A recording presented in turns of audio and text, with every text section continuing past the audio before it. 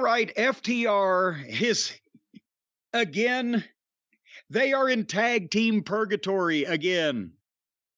Because they're the most talented team in the world, and they're in a company that not only can't even develop serious teams or a serious tag team division, but they can't get out of their own way as far as just doing these ridiculously overcomplicated angles. So Jeff Jarrett, Jay Lethal, Sonjay Dutt, and Zippy the Giant Pinhead are making their entrance.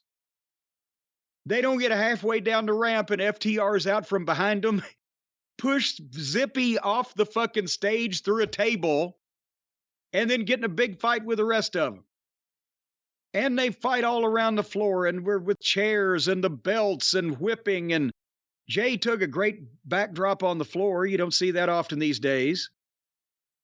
And they rolled Jeff in and went for their finish, FTR did. And there's Karen Jarrett suddenly appears, and Nutshots Cash, and Jeff gives the stroke to Dax, and Zippy's back from beyond the grave.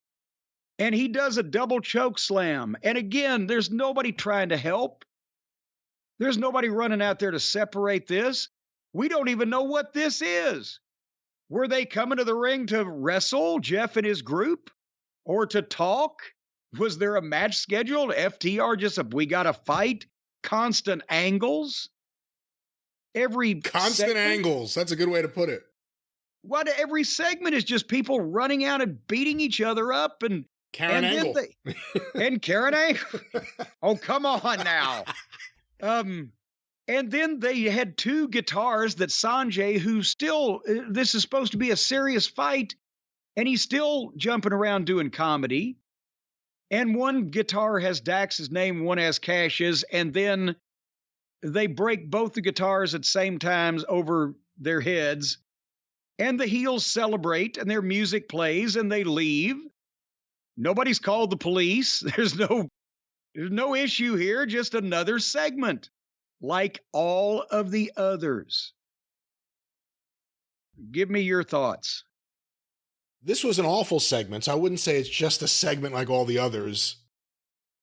They have found a way to make me not want to see FTR. And I was even appreciating Jeff Jarrett and Jay Lethal, because a lot of the matches were tag matches, if not all of them, and some of the stuff they had done on this show earlier this year, I guess. But this feud has been horrible. The angles have been bad. They haven't even had a match. They haven't had a match. Constantly running angles and fucking gaga and bullshit. FTR won back the tag titles, and since that time, Dax had that match with Jeff Jarrett on that show, which was not good. We haven't seen them in a tag team match on TV. They worked the house show we saw, but not on TV. And this is doing them no favors because Karen Jarrett being introduced into this. I said when Jeff first got there, the last thing people want is the worst thoughts of TNA infiltrating AEW.